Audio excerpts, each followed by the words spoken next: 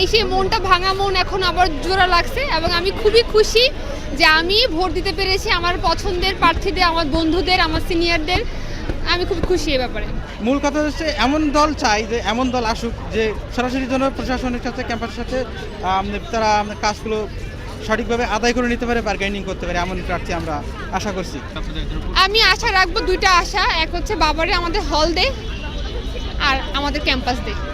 এই দুইটা হলেই দেখবেন জগন্নাথ অনেক এগিয়ে যাবে, জগন্নাথের র্যাঙ্ক আরও বাড়বে। ওরা জঘন্য পরিবেশে আমরা থাকি, এই পুরান ঢাকায় দেখেন এখানে হাঁটারও জায়গা নেই, বসারও জায়গা নেই।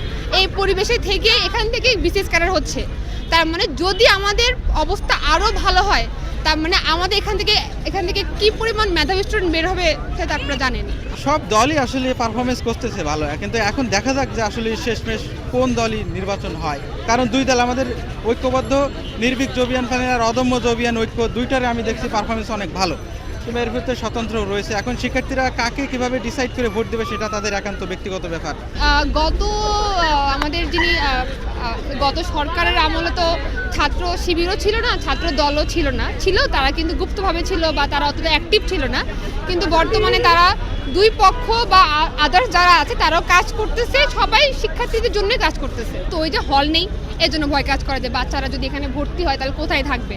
আর আমাদের তো ম্যাচের অবস্থা জানেন কতটা জঘন্য। আমি ছিলাম এবং আমি অসুস্থ হয়ে গেছি এখান থেকে।